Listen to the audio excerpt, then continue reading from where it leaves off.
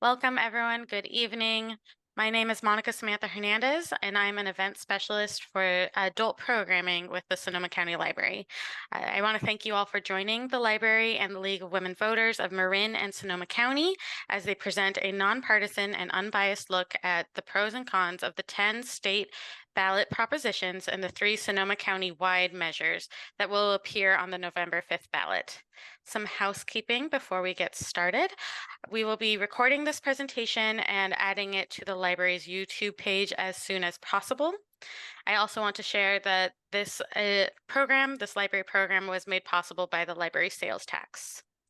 So thanks again for joining us tonight, and I'll let the League of Women Voters take it from here. Lynn? Thank you, Monica Samantha. Thank you so much to the Sonoma County Library for putting this together for us today. And thank all of you for joining. It's really a wonderful thing to have this available platform so you can watch from the comfort of your home. We are really thrilled to be here. I'm Lynn Dooley, and this is Therese Scherer. And behind the scenes, we have Didi Butori, and we are all from the League of Women Voters of Sonoma or Marin counties.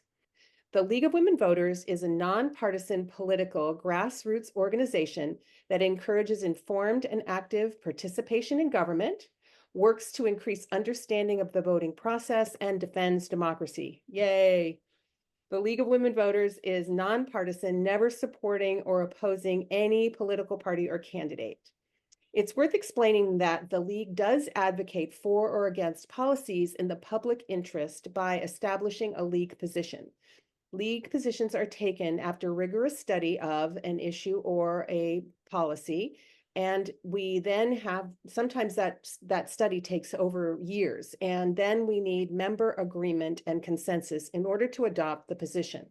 Endorsements of state, regional, and local measures fall under this role. This presentation today falls under the voter education branch of the League. That is basically for information only. Again, never supporting or opposing candidates or political parties, just to inform and create the opportunity for you to learn more about your ballot. A little note about this presentation: a team of 40 volunteers from both the Marin and Sonoma leagues got together and researched the 3 countywide Sonoma County measures and the 10 California state ballot propositions in depth using nonpartisan resources, trusted resources. We then wrote scripts that you will hear, and we recorded each one separately.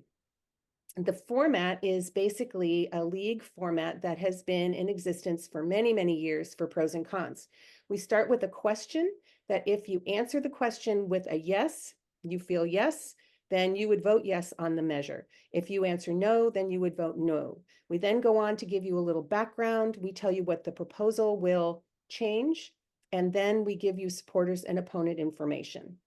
Today, we will play the recordings for you and pause in between and do our best to answer your questions. We have a lot of ground to cover, so we're going to do this in 3 acts. The first, we're going to play the 3 Sonoma County measures, I, J, and W. Then we'll go to the California state propositions that were put on the ballot by petition signature. And that would be propositions 32, 33, 34, 35, 36. These are complicated, so we wanted to start with them. Third, we'll go back to the propositions 2, 3, 4, and 5, and these are mostly bond related. A note about the content: the fiscal information came from the state's Legislative Analyst Office, which acts as the legislature's nonpartisan fiscal and policy advisor. The campaign financing came from the Secretary of State and the Sonoma Registrar of Voters Campaign Finance Filing and Disclosure Systems. The campaign financing in the videos is from the end of August. We have more recent information, so Therese will update that for you after each proposition recording. Political science students from Sonoma State University are helping us update the financial information. We're very lucky to have them participating. So a note: everyone you see in these videos are volunteers. We are not professional. We did not use professional equipment, so please be kind. Let's start with Measure I. Hi, I'm Sarah Thorpe. And I'm Suki Rob Wilder. This is Sonoma County Measure I. You'll see it on your ballot as Sonoma County Child Care and Children's Health Initiative and sales tax. It's an initiative statute. Suki, what question does Measure I ask voters? Measure I asks, shall the county impose a 0.25% sales tax to help fund childcare, early childhood education, and other healthcare services for low and middle income children? Can you give us some background for Measure I? Yes. Since the pandemic, there's been a loss of both in-home childcare and childcare centers. There are now fewer spaces for children. Also, many childcare providers have left the field because of the low pay. And for the past 25 years, the state tobacco tax revenue has been dedicated to early childhood development. But this revenue is declining. As a result, local community-based services will be cut significantly in 2025 and beyond. What's the current status of childcare in Sonoma County? The state and county provide a range of services to families based on income and age of child through local organizations. But last fall, only 1 in 4 children were ready for kindergarten when they entered school, and there are continuing disparities along racial, ethnic, and economic lines. About 7,800 children are enrolled in daycare and preschool programs, but that's down from nearly 12,800 before the pandemic. What does Measure I propose? Measure I proposes adding a 0.25% sales tax that will remain in effect until it is ended by voter approval. After administrative expenses, 60% of the annual revenue, that's about $18.2 million, will go to increase access to childcare and early childhood education for low-income families. And 40% of the revenue, about $12.2 million, will prioritize access to physical and mental health services for children affected by homelessness, neglect, or trauma. It will also improve wages and training for child care providers. Who will oversee the funds? The funds will be administered by the First 5 Sonoma County Commission, collaborating with a Community Advisory Council. Funds will be audited annually by an independent auditor. What will be the fiscal impact? Well, the countywide sales tax rate now is 8.5%. If this measure passes, the rate will increase to 8.75%. And the rate will be higher in cities and in areas that have their own sales taxes. What are supporters saying? Supporters say this funding is desperately needed. Sonoma County has lost more than 40% of childcare-related funding due to wildfire, the pandemic, and the declining tobacco tax revenue. They also say these much-needed funds will allow Sonoma County to support families, children, and child care service providers. And what do the opponents say? No arguments are listed to date. Can you tell us about campaign financing? Yes, as of September 3rd, $460,000 has been contributed in support of Measure I, and there are no reported contributions in opposition. So in conclusion, what does a yes vote and a no vote mean? A yes vote means that you approve increasing the county-wide sales tax by 0.25%, and a no vote means you oppose increasing the sales tax. Thank you, Suki. Thank you, Sarah.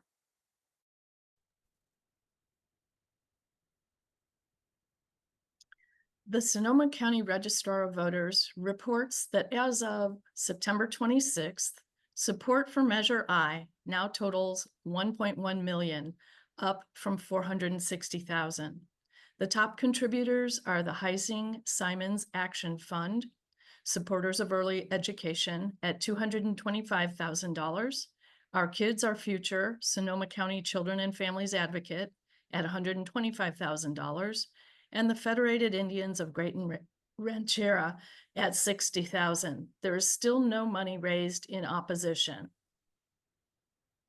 So we are now have the opportunity to take questions.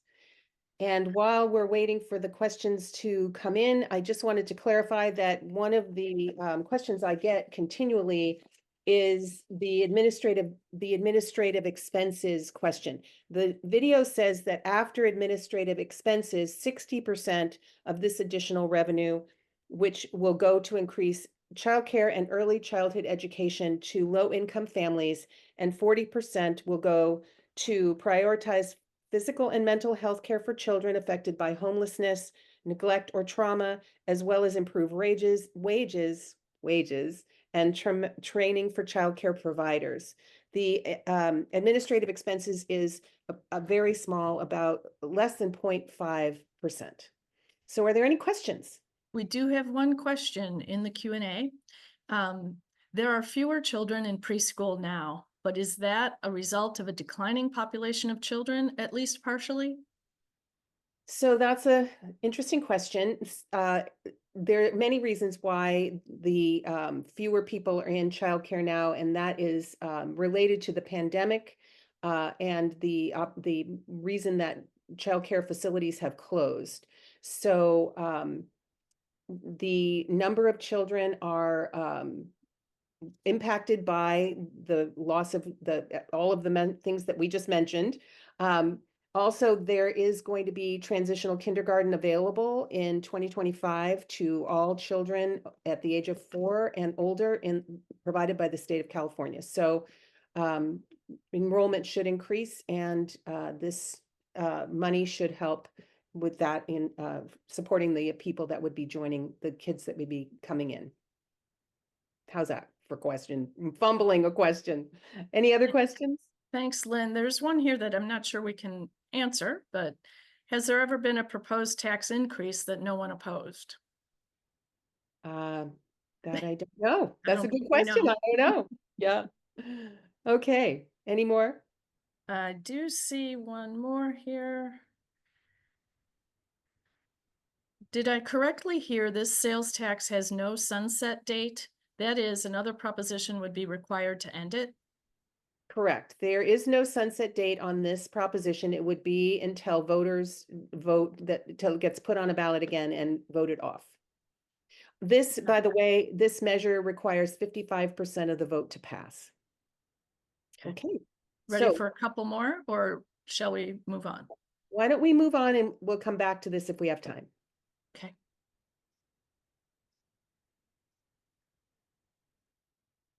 Hi, I'm Therese Shearer, and this is Jim Masters, and this is Sonoma County Measure J.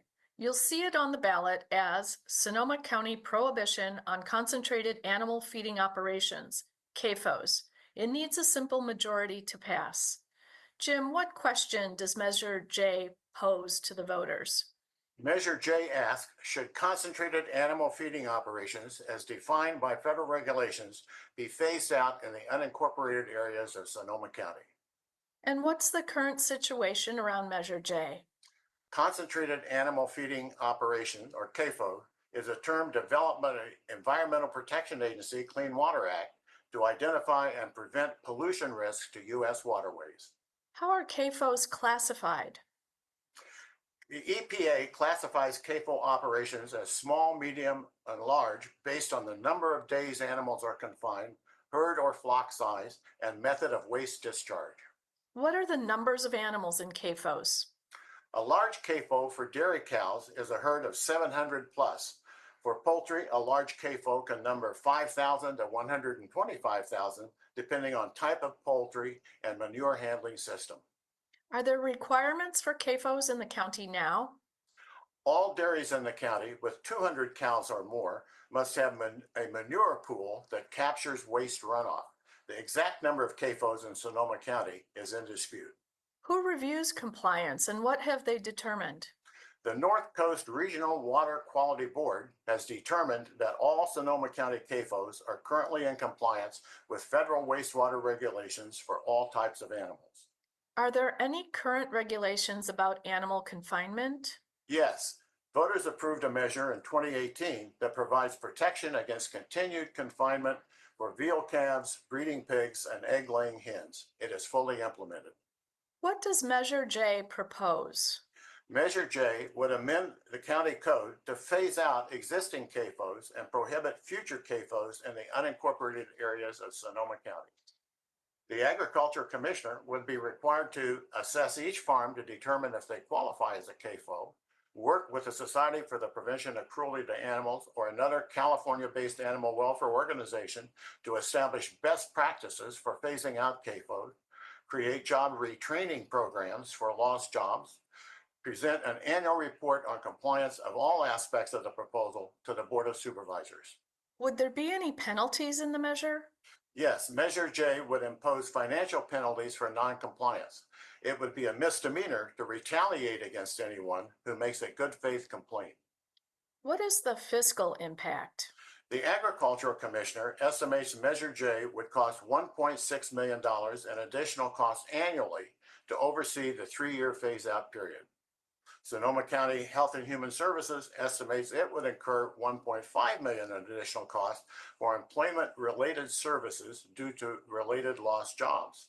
Sales tax revenue could decrease from the potential loss of related businesses and services, and local food costs could increase as once local products would need to come from outside the area. What are supporters saying? Supporters say California animal cruelty laws are being violated with no accountability. They say CAFOs are major polluters. Waste from CAFOs is often stored in open pits, leading to water pollution and toxic waste. They are a serious risk to public health. And they say increasing dominance of CAFOs has undermined small farms in Sonoma County. Measure J would level the playing field, revitalize the local agricultural economy, and promote sustainable farming practices. And opponents, what are they saying? Opponents say both small and large Sonoma County agricultural operations use state-of-the-art practices to protect water quality, reduce greenhouse gas emissions, and protect animals. They say without local producers, food costs will rise. There will be an increase in greenhouse gas emissions and a loss of green belts and open space. And they say Sonoma County's dairies account for almost 41% of the state's certified organic dairy products. Can you tell us about campaign financing? Yes, $210,000 has been contributed in support of Measure J, and $441,000 has been contributed in opposition so far. See the contributors on your screen. In summary, what does a yes vote and a no vote mean? A yes vote means the Sonoma County Code will be amended to authorize the Agricultural Commission to phase out CAFOs in unincorporated areas of Sonoma County. And a no vote means the existing Sonoma County Code will not be amended. Thank you, Jim. Thank you, Therese.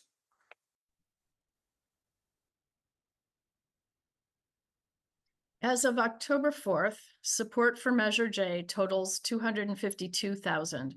Top investors are Nicholas Grundin, investor, and Amitpal Tagore, scientists, both at $49,000, and Karuna Foundation, a nonprofit, at $45,000. Opposition now totals $1.7 million. The top donors in opposition are Western Dairies at $507,000, Petaluma Poultry Processors, California Farm Bureau Federation, Clover Sonoma, and Weber Family Farms at $100,000 each. So questions about Measure J? Yes. First question, are CAFOs considered inhumane to animals? So the question of being humane or not humane is not part of this discussion. I know that that has been brought up, but the measure is strictly dealing with whether CAFOs are complying with waste distribution. That is really what this is about, and this is the all-inclusive part of this measure. Next question. To be clear, CAFOs potentially impact our drinking water, and what would be the impact to the local farmers if Measure J passed? So yes, so the measure is brought to assess how CAFO's distribution of their manure would affect drinking water, but if it's mostly because that is not something that is easily measured, they will be assessing the manure distribution systems. So what would happen if this passes is the Agriculture Commissioner would have to review all of the CAFOs, all of the farms in Sonoma County, in the unincorporated parts of Sonoma County, to determine if they are CAFOs, and then look at their manure processing systems and see if they are in compliance. If they are in compliance, then nothing will change. If they are not in compliance, they will be given 3 years to close. Pretty cut and dried. All right, next, would the loss of local goods having to bring products in from other areas be temporary during the 3-year phase-out period or long-lasting? Well, products coming in from out of the county would be a continuing process if any of the farms are closed down. So it would be ongoing. How many CAFOs are in Sonoma County? So that is in dispute. There are, according to the Environmental Protection Agency, the standards by which they are judged is their manure processing system. And the North Coast Regional Water Quality Control Board has listed that all of the CAFOs, all of the farms that they've evaluated are in compliance.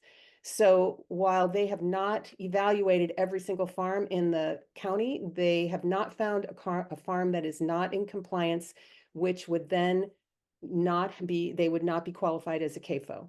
So there are other people who have evaluated this that say there are as many as 21 CAFOs in Sonoma County, but as I say, it depends on the evaluation by the agricultural commissioner on a one by one farm basis.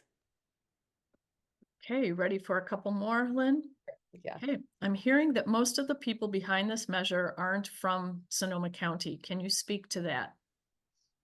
Yes, so quite a few of the supporters that are in favor of this are coming from across the country. Some of them are from the county, but some of them are from across the country. That is a fact, and that the money is coming from all over. There's one that could be helpful for many measures. I can see sense in the arguments on both sides. Do you have suggestions for additional research I could do to figure out which way to go? Yes, so this is something that is difficult to research because the majority of the information that has been published comes from either the yes side or the no side.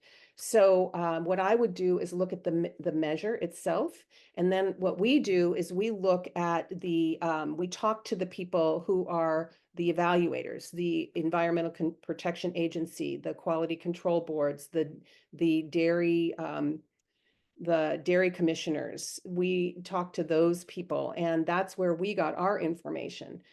So I would suggest you look at the registrar of voters, that you look beyond the published information from both all sides of any issue. That is their position, and that's what they want you to support or oppose. So you want to look farther into the ballot measure. One more. What is the point of this if the CAFOs are all in compliance?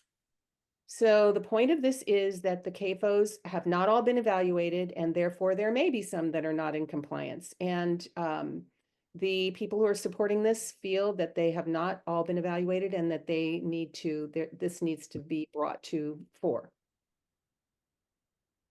And someone would like to know, does League of Women Voters take a stance on this measure? Yes, so in this environment, we are only offering information, but for local measures, all of any league stance has to be evaluated and based on a position after very, very long, intense study. So we did not do that and did not have time to do that for this measure, so we did not take a position on this or any local measure. Okay. All right, so let's move on. We can certainly come back if we have time at the end, but let's move on to Measure W. Hi, I'm Bob Pandoli, and this is Karen Weeks, and this is Sonoma County Measure W. You'll see it on your ballot as Sonoma County Library. It requires a 2/3 vote in favor to pass. Let's start with the question Measure W poses to voters. Okay, Bob. The question the voters are being asked in Measure W is, should Sonoma County extend the 1/8 cent transaction and use tax on tangible personal property to support the Sonoma County Library? Can you give us some background, please? Sure. In 2016, voters approved a 1/8 cent transaction and use tax. That current tax will expire in 2027. So what libraries are supported by this tax currently? The tax supports public libraries in Cloverdale, Healdsburg, Petaluma, Roanoke Park, Cotati, Santa Rosa, Sebastopol, Sonoma, the town of Windsor, and library services in unincorporated areas of the county. And how are tax funds spent? The funds from the current tax make up 40% of the library's total budget. This tax supports library collections, public educational programs, homework help, teacher resources, computer labs, partnerships with local schools, and more throughout the county. It also funds improvements in library buildings, hours, and staff. The Sonoma County Library serves approximately 495,000 residents across Sonoma County annually. More than 85,000 children participate in the Sonoma County Library's reading and educational programs each year. Is there any oversight of the funds? Yes, the funds are subject to strict accountability provisions, including an annual financial audit and an independent citizens oversight committee. So what exactly does Measure W propose? Measure W would extend the 1/8 cent sales tax until the voters repeal it. And how will the funds be handled?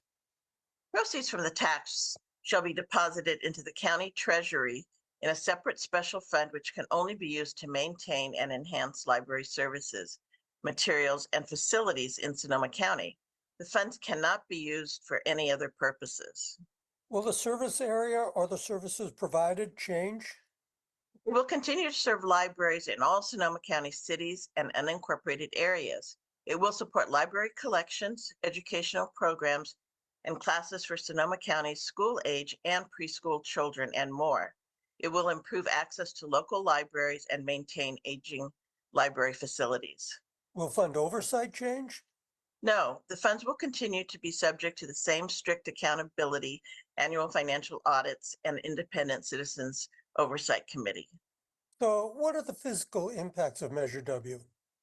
It would impose a 1/8 cent sales tax, producing approximately $18 million annually to be used by the library system. What are supporters saying? Supporters say public libraries are one of the few places left in the community that benefits everyone, including children, families, small business owners, workers, seniors, and disabled people. Sonoma County needs libraries to continue to provide a safe place to learn, grow, and come together. Most of Sonoma County's libraries are more than 50 years old. This renewed funding will help improve facilities, making them safe, clean, and welcoming. And the opponents, what are they saying? Opponents say we don't need a new sales tax measure at all. Measure Y is still in effect for another 2 years.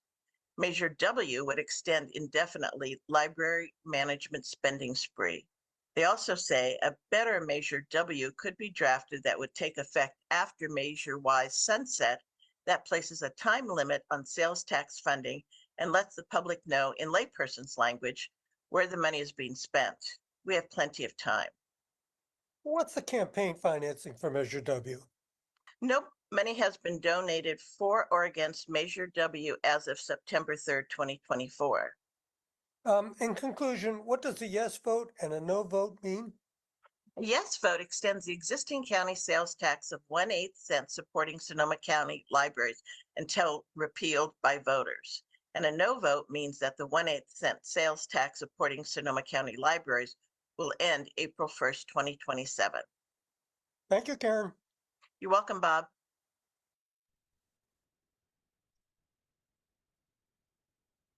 As of September 21st, $110,000 has been contributed in support from the Sonoma County Library Fund, and there are still no contributions against Measure W. Yes, so let me comment on a couple of things I noticed in the Q&A regarding Measure J before we move on to Measure W. From my understanding, there is no opportunity for farms that are found to be not in compliance by the Agricultural Commissioner to fix things before they're shut down. But that seems crazy to me. So we are going to check on that and make sure that that's true. The way we do that is I will send that information to Monica Samantha, who is hosting this event, and she will distribute it to anyone who is listed as a registrar of the event. We've been getting some questions and we'll be circulating answers to those questions following the events. The other thing I wanted to point out is that this is about, the Measure J is really about the processing of the manure. It's not about water. It's about water, but it's not necessarily about how much pollution is in the water. It's about how the farms are processed, have processed their manure. So that is, it's not about, there's nothing in here about the humane treatment of animals. There's nothing in the measure about that at all.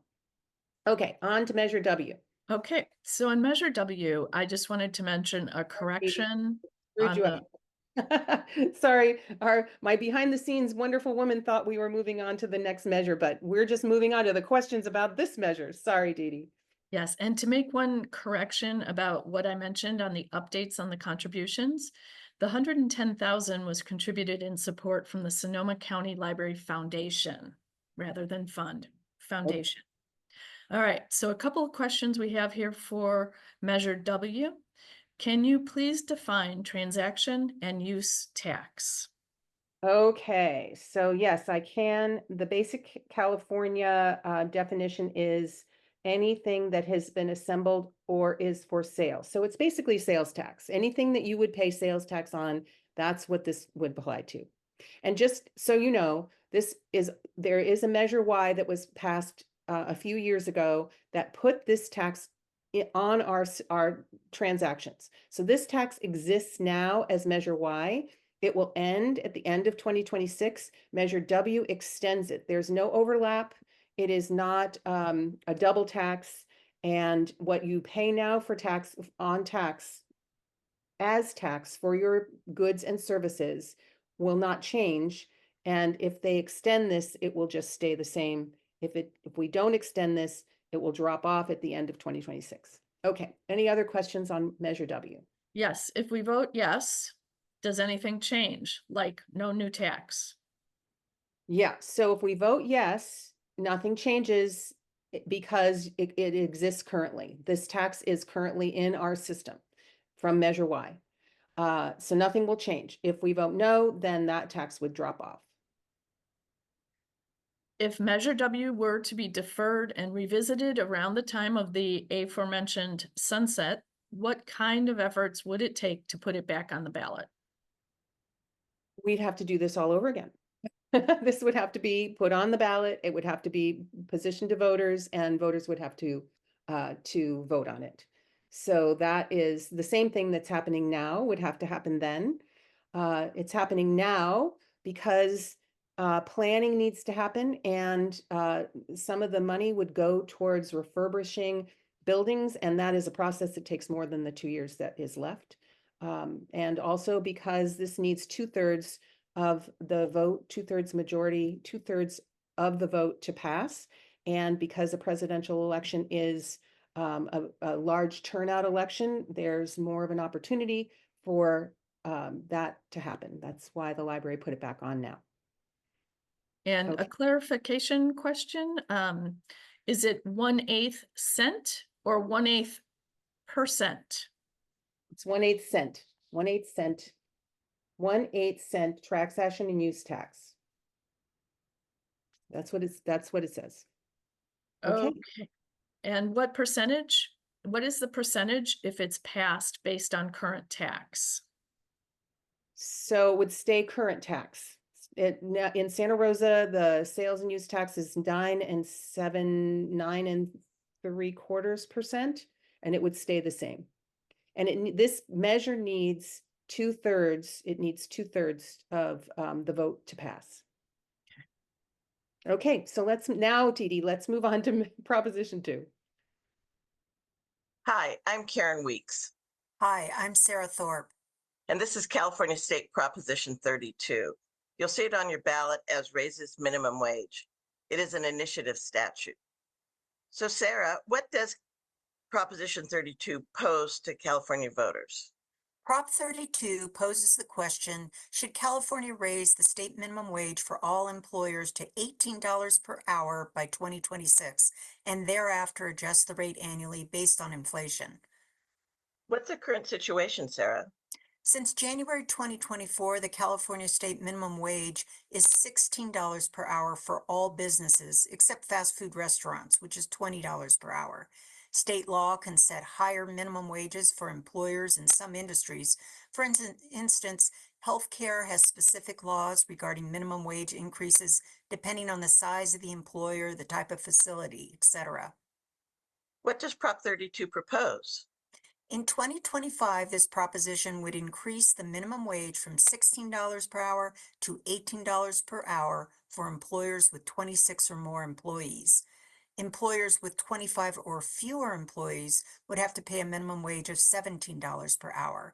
Then, in 2026, the minimum wage would be $18 per hour for all employees. And will there be any further adjustments? Yes, starting in 2027, minimum wage will be adjusted annually based on inflation. The state's adjustments would mirror the U.S. inflation rate, but will never be less than 0 or more than 3.5% per year. And what would the fiscal impact be of these changes? That would depend. Higher minimum wages tend to push up wages for other workers. Businesses paying higher wages would likely pass increases along to customers, and higher wages could reduce some business profits. On the other hand, with increased incomes, there could be fewer people enrolled in programs like Medi-Cal, which could lower state and local government costs. The change of revenue could reduce the state's general fund, but likely that change would be less than 0.5%, 0.5%.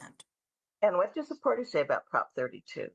Supporters say every Californian who works a full 40-hour week should be able to afford life's basic needs. People need to be able to afford rent and feed their families. They say increased income boosts the economies of local communities and creates more jobs in the communities. And taxpayers should not subsidize corporations that choose to pay low wages, enabling those corporations to keep profits for their owners. And now what do opponents say? Opponents say Prop 32 forces small businesses to increase prices, adding to inflation and raising the cost of living in California even more.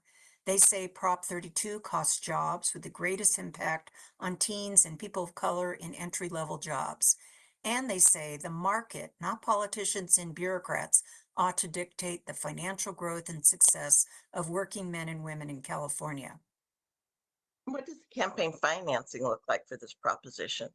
$11.5 million has been contributed in support of Prop 32, and $55,000 has been contributed in opposition. You can see the top contributors on the screen. So in summary, what does a yes vote mean and a no vote mean? A yes vote approves increasing the state minimum wage to $18 per hour by 2026. Thereafter, the rate adjusts annually based on inflation. A no vote means the state minimum wage remains at $16 per hour. Thanks so much, Sarah. You're welcome, Karen.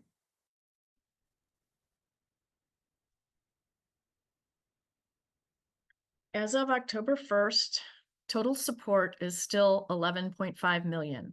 In opposition, $10,000 has been contributed for a total of $65,000. The top donors remain the same.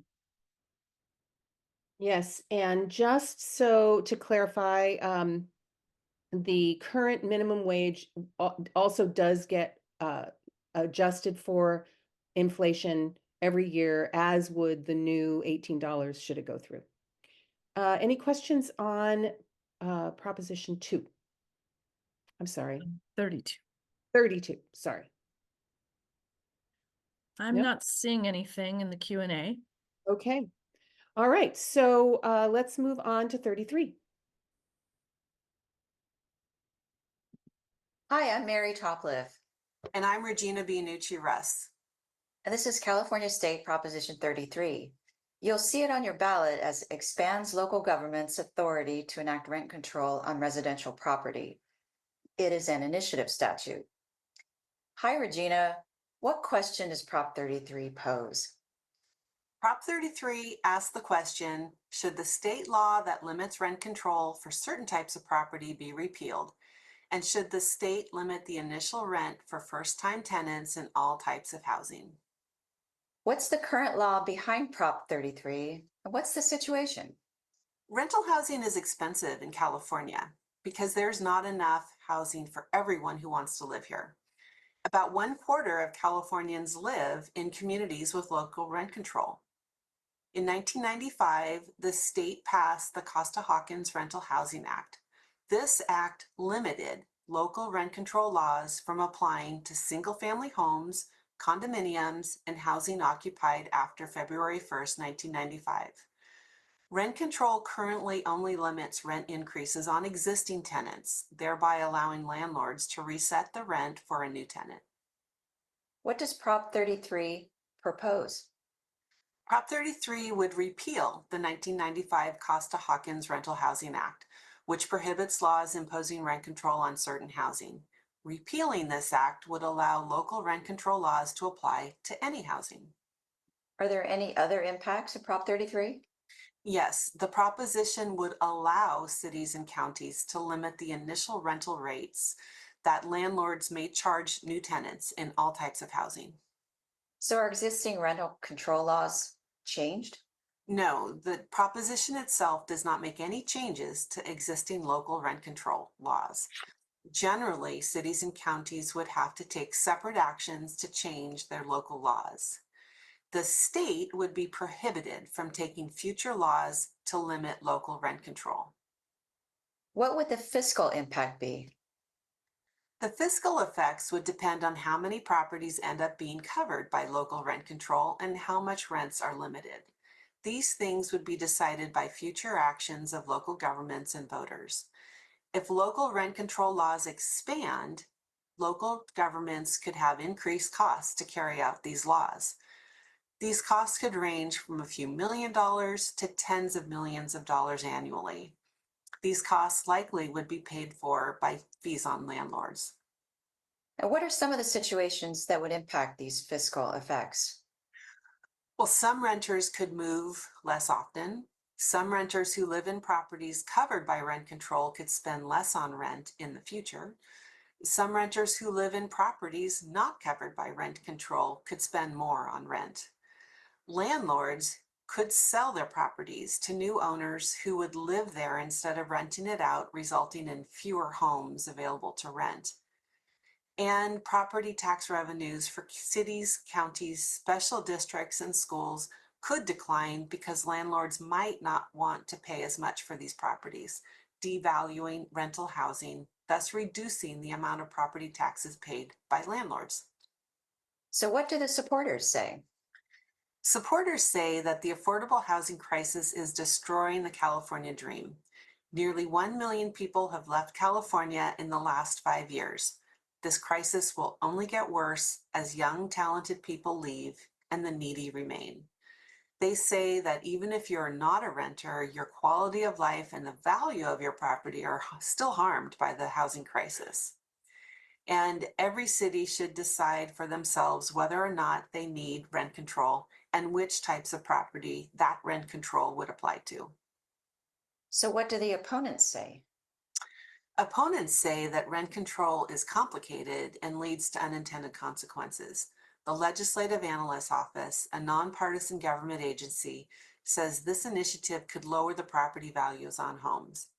They say that Prop 33 is a Trojan horse that overturns state housing laws, as well as has no protections for renters.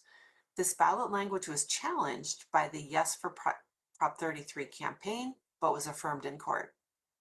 They also say that capping rents for more properties, including ones built after 1995, is essentially a signal to developers to build less, not more, housing units that the state critically needs. Can you tell us about campaign financing, please? Sure. As of August 21st, 17 million has been contributed in support and 40 million has been contributed against Prop 33. You can see the top contributors on your screen. And let's close with what a yes vote and what a no vote would mean. A yes vote means that state law would not limit the kinds of rent control laws cities and counties could have. And a no vote means that state law would continue to limit the kinds of rent control laws cities and counties could have. Thank you, Regina. You're welcome, Mary. As of September 17th, there is 31.6 million in support, up from 17 million. The AIDS Healthcare Foundation has increased their contribution to 31 million. And there is now 56.4 million in opposition, up from 40 million. The California Apartment Association has increased their contribution to 26.4 million, and the California Association of Realtors has given 27 million in opposition. Okay, so questions about Prop 33? Got one here. Can you talk about the context in which the original 1995 law was created? So that's a wonderful question, and certainly something that has not come up yet in all of these presentations that we've done. So I have Googled that because I don't know the answer to that. But Mr. Google says that the Costa-Hawkins Rental Housing Act was originally passed by the California State Legislature in 1995 in response to strong rent control ordinances that several cities, Berkeley, East Palo Alto, West Hollywood, Santa Monica, and Cotati, passed in the 1980s. So it was in response to strong rent control ordinances that cities passed. Another question, should the state legislators decide this or the voters? So that's also a good question. The state legislature has chosen not to take this up. And so that is why it had petitions. The petitions were circulated and signed in order to get it on the ballot. So if the legislature wanted to take it up, it would have. So the assumption is that they did not want to deal with this. The other assumption is that sometimes the legislature says, you know, democracy is run by giving the voters the chance to speak on issues. So it could also be that the legislature thinks that this is something the voters should have a say on or about. Anybody else? Questions for 33? All right, so let's go on to 34. Hi, I'm Megan Stone, and this is Donna Roper, and this is California State Proposition 34. You'll see it on your ballot as restricts spending of prescription drug revenues by certain healthcare providers. It's an initiative statute. Donna, can you please tell us the question Prop 34 puts to the voters? Sure, Megan. Prop 34 poses the question, should certain healthcare providers be required to spend 98% of revenues generated from the federal discount prescription drug programs on direct patient care? And what's the background on this prop? Can you give us the current situation? Medi-Cal is a federal state program that provides health coverage and pays for prescription drug costs for low-income people. The federal drug discount program provides discounts on drugs to healthcare providers like a Kaiser Permanente who meets certain rules. And who receives federal drug discounts? Eligible providers are public or private nonprofits that focus on serving low-income people, and state law prohibits providers from charging Medi-Cal more than the discounted price of the drug. Is there any oversight on these discounts? There's currently no requirement or oversight on how revenues earned from the federal discount prescription drug programs are spent. What does Prop 34 propose? Prop 34 creates new rules about how certain healthcare entities spend revenue from a federal drug discount program. Specifically, the entities would have to spend at least 98% of their net revenues earned in California on healthcare services provided directly to patients or direct patient care. Would this requirement apply to all healthcare entities? No, healthcare entities must meet the following criteria. The entity participates in a federal drug discount program. The entity has or has ever had a license in California to operate as a health plan, pharmacy, or clinic, or has had certain contracts with Medi-Cal or Medicare. The entity has a 10-year period where it spent more than $100 million on purposes other than direct patient care discount programs. And the entity owns and operates or has previously owned and operated multifamily housing units with at least 500 violations with a severity level of high. Is there any oversight in Prop 34? Prop 34 requires affected entities to report their revenue and expenses annually to the state. The state can charge affected entities fees to cover any enforcement and penalty costs and operating restrictions. What would be the fiscal impact of Prop 34? Prop 34 would increase state costs, likely in the millions of dollars annually, to enforce new rules on certain healthcare entities. Affected entities would pay fees to cover these costs. What are supporters saying? Supporters say this is a simple case of accountability. When the federal government gives discounts to healthcare providers, taxpayers deserve to know that the money is being used to help the neediest patients. They also say this proposition would provide much needed transparency and rein in abuse. And what are opponents saying? Opponents say that Prop 34 is an attempt by the California Apartment Association to harm a specific healthcare provider, the AIDS Healthcare Foundation, that supports rent control. They also say that Prop 34 weaponizes the initiative process, so no organization in the future will be safe from retribution. What about campaign financing? So far, $18.5 million has been contributed in support and $532,000 has been contributed in opposition. See the top donors on your screen. All right, wrapping up. What does a yes vote and a no vote mean on Prop 34? A yes vote means that certain healthcare providers would be required to spend 98% of revenues generated from federal discount prescription drug programs on direct patient care. And a no vote means these new requirements would not go into effect. Great. Thank you so much, Donna. You're welcome, Megan. As of October 1st, the total contributions in support are now 29.8 million, up from 18.5 million donated by the California Apartment Association. In opposition, the total is 5.7 million donated by the AIDS Healthcare Foundation. Okay, so questions. All right, what are some examples of direct patient care that this revenue would be used on? So direct patient care is anything that a healthcare organization would use to support their patients. So it would be the drugs, it would be the doctors, it would be the nurses, it would be the facilities that they use it, that they are occupying. Anything that directly relates to patient care as opposed to anything that does not relate to patient care. Which one of the other questions is, why is housing being talked about? Because that's one of the things that is not patient care that they are worried about people paying for. Excuse me. So yes, so the reason that real estate is involved in this measure, which is truly about giving money to people who deserve it. So if you get money from this federal discount program, the goal is for that money to be given to the people that you are serving. And the people who qualify for this measure are those that have more than one line of business. In particular, the AIDS Healthcare Foundation has their primary line of business where they offer healthcare and clinics to aged patients. And they have been around for a long time and they do a great job, but they have a secondary line of business that they own multi-unit housing.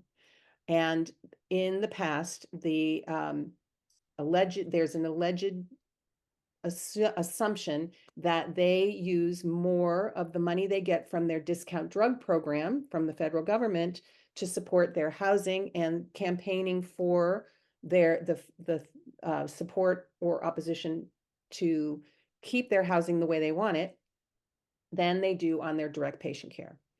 So that's the reason that there's real estate involved in this measure. The bottom line is that this measure is about whether you want to keep any money that the federal drug discount program offers to people for supporting their low income and people who really need it. Do you want them to keep 98% of what they've earned in California to support their patients and the care for their patients? or do you want to leave it alone and let them do what they want? So that's the bottom line.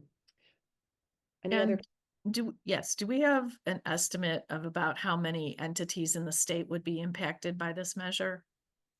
Yeah, so currently the only entity that meets all those criteria that were outlined in the video, which includes spending over $100 million in the last 10 years on something other than direct patient care and having multi-unit housing that they have had over 500 violations for. The only one that qualifies in that regard as of now is the AIDS Healthcare Foundation. That does not mean that there are not more. It's just that's the only one that has been identified to date. So this would identify there would be more accountability applied to the federal drug discount program. So other entities, if there are any others, would also have to comply with the measure if it passes. Do we have any insights on why the percentage was set at 98? No, I'm sorry. I don't have any idea as to why that is. I think they're just trying to be as specific as possible in order to get it on the ballot, but I don't know why. How will the AIDS Healthcare Foundation lose revenue?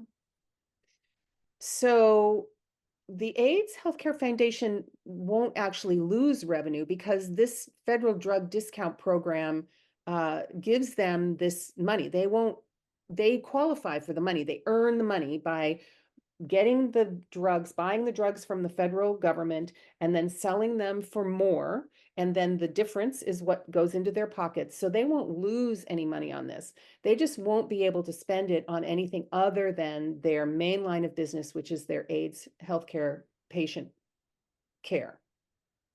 They won't be able to put it into their housing units, and they won't be able to support measures like Prop 33, where they've spent a lot of money lately. And in the past 2 elections, they've also supported rent control propositions. So that money would not be able to be spent. They would have to spend it on their own direct line of business, so they wouldn't lose any money, actually. So one of the viewers is asking about sorting out the lies from the truth on this because both sides are saying the other side is lying. Do you have any insight about that? Yeah, this is really something that affects very few people. The only people that would really benefit from this are the people who get the direct patient care. So that's a direct benefit. But this is not about any one of these organizations from a public perspective. It's really about how they interact with each other.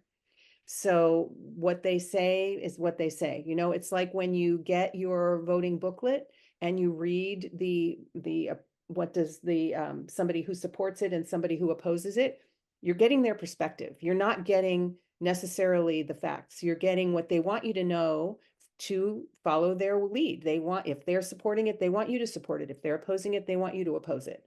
So really, it's very difficult to find out what's the truth and what's the lies. The only way that you can really know is by enacting a law that makes them then have to be accountable. So by enacting this law, you would have to have the AIDS Healthcare Foundation be accountable and find out if that was in fact true. If it's not true and they don't have the criteria that have been listed in this measure, then they won't be affected at all. They'll still be able to do what they want to do. So that's my only observation on that. Okay, Right. so let's move on to 35. Hi, I'm Carol Joy Harris, and this is Diane Rogers. This is California State Proposition 35. It's an initiative statute. You'll see it on your ballot as provides permanent funding for Medi-Cal healthcare services. Diane, can you tell us what question Proposition 35 poses? Sure. Prop 35 asks voters, should California make permanent the existing tax on managed care organization health plans and require this tax to be used only to fund Medi-Cal healthcare services? Thank you. And what is the current situation behind Prop 35? The managed care organization tax is a per month, per person tax imposed on managed care insurance companies like Kaiser Permanente that the state created and authorizes to pay for Medi-Cal healthcare services. Medi-Cal is the state and federal healthcare insurance program for low-income families, seniors, and people with disabilities in California. Is the managed care organization tax new? No, the managed care organization tax has been in place since 2009. It's approved every few years by the legislature and federal government. It was last approved in 2023 and will expire at the end of 2026. And how is the revenue collected by this fund handled? Currently, this tax revenue is put into the general fund, and lawmakers use it to pay for existing costs in the Medi-Cal program and increase funding for Medi-Cal and other health programs. For instance, the state uses this money to increase Medi-Cal payments to doctors. It is estimated to raise between $7 billion and $8 billion annually. So what does Prop 35 propose? Proposition 35 proposes to permanently establish the per month, per person tax on managed care organizations starting in 2027, subject to federal approval. In 2025 and 2026, Prop 35 will impose new rules regarding which Medi-Cal services receive funding from the tax. Are there rules regarding how the tax revenue collected can be used? Yes, it requires the state to use tax revenues solely for specified Medi-Cal services. Plus, it prohibits revenues from being used to replace other existing Medi-Cal funding and caps administrative expenses. It requires independent audits of programs receiving funding. So what would the fiscal effect be of Prop 35? In the next few years, there will be no changes to state tax revenue. In 2025 and 2026, there would be increased state costs between $1 billion and $2 billion. In 2027 and thereafter, Prop 35's permanent tax on health plans will create new rules about how the money is spent. After the temporary tax ends, the long-term fiscal impact is uncertain due to various rules in the California Constitution that impact the state budget. And what do supporters say about Prop 35? Supporters say Prop 35 will improve access to healthcare, reduce emergency wait times, make prescription drugs more affordable, and expand our healthcare workforce. They say this initiative represents the most important investment in California's healthcare in our state's history and will increase access to care well into the future. And what do the opponents say? Opponents say restricting how the tax revenue is spent hamstrings future legislators and the governor's ability to balance the state budget. No official opposition group has filed to date. What is Prop 35's campaign financing? $33.6 million has been contributed in support. See the top contributors on your screen. And no dollars have been contributed in opposition to date. So in summary, what does a yes vote mean and a no vote mean? A yes vote supports permanently authorizing a tax on managed care organizations requiring revenues to be used for increased Medi-Cal programs. A no vote opposes extending the tax on managed care organizations, allowing it to expire in 2026. Okay, well, thank you, Diane. You're welcome, Carol Joy.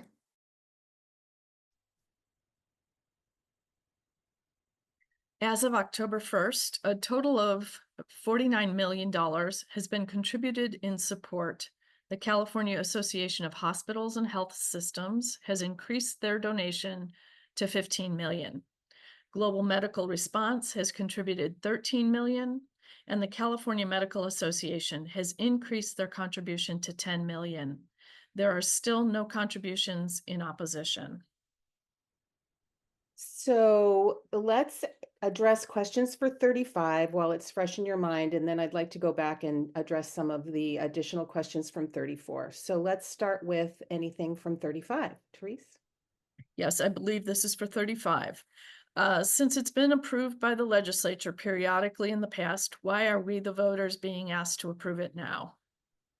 Great question. So the situation that we are in is that if this does not pass, this could be approved by the legislature and the federal government again. It's a partnership between the state and the federal government. So there is a possibility that it would be approved again at the end of 2026 when it expires. What this does that changes the existing situation is it identifies specific Medi-Cal services that it would allow the money to go for. So the Medi-Cal services, there are many, many Medi-Cal services that are covered by this tax that's done well. They do a great job of covering many, many Medi-Cal services. What this measure does is it identifies the specific services that will be covered, and those specific services would change over time.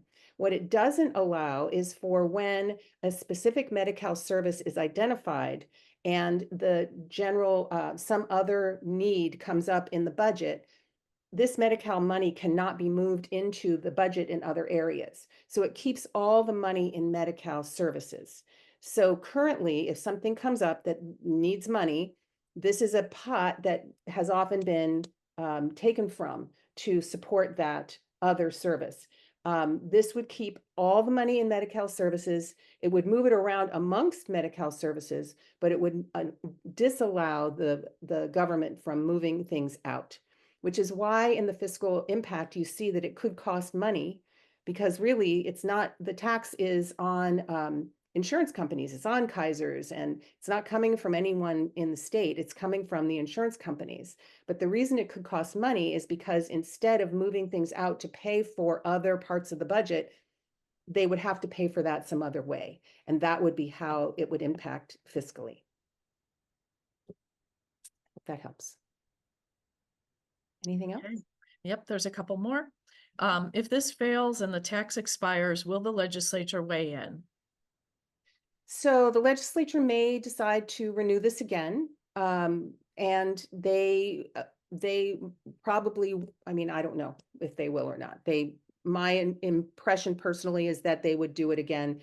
If it doesn't change how they can use the money, I think that they would keep extending it. That would be a logical assumption.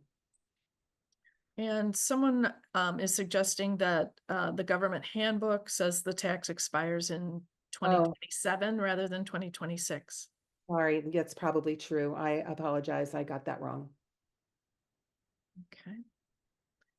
I think, would Kaiser raise individuals' rates if they're taxed? So the tax has been in effect since 2009. And therefore, whatever impact it's going to have on the patients has probably already been absorbed into the current rates that are offered to customers. So the impression is that it's not going to affect anybody personally. It's a continuation of a tax that's been on insurance companies since 2009. Okay, so before we go on, let's go back. I want to address the question about whether we fact check. We fact check all the information that we provide as information regarding the situation and the proposed changes. We don't always fact check the opinions that are presented by the supporters or the opponents. Sometimes those opinions are not correct, and sometimes they are. So if we find that we have not found something that is incorrect, that if we found that we've missed something that's incorrect in what the supporters or opponents say, we try and correct that in our presentation. Also, let's see. So there was a question about whether the care that the AIDS Healthcare Foundation offers their patients would be affected by this, and there's no assumption that the care that the money that's being put from this tax towards direct patient care has not been great. They do a good job and they've done that well. What they're addressing in this is the money that has not been put towards their patients. It's the money that's been put towards other things like supporting campaign financing for propositions. So then there was one more about why the apartment association was involved in the, why would the association be in support of this one? Does that mean people's rent would be increased due to their eligibility for the drug discounts? No, the apartment association is involved in this because they want to stop any outside money being supported, being put towards getting rid of the current existing rent control laws. So the apartment association, we're going back to Proposition 33. The apartment association wants to keep Costa-Hawkins in effect and leave rent control on only the properties that are qualified now, which are single-family homes, condominiums, and houses built after 1995. Their concern, as far as we can tell, is that if you lift those restrictions, then cities and counties can put rent control on any property, which would affect their ability to rent out their units. So they are in support of keeping the restrictions on the properties. Okay, so let's move on because we've got a lot of ground to cover, but I appreciate your comments and I welcome your questions, and we can certainly address more at the end. Let's go on to 36. Hi, I'm Caroline Silverstein. And I'm Becky Bingay. And this is California State Proposition 36. You'll see it on your ballot as allows felony charges and increases sentences for certain drug and theft crimes. It is an initiative statute. Becky, what question does Prop 36 ask of the voters? The voters are asked, should there be changes to felony laws and an increase in sentencing for certain drug and theft charges? What is the current situation? Currently, people convicted of a felony can be sentenced to county jail or state prison, depending on the crime and their criminal history. People convicted of a misdemeanor can be sentenced to county community supervision, county jail, and are given a fine. In 2014, a law was passed reducing some theft and drug crimes from felonies to misdemeanors.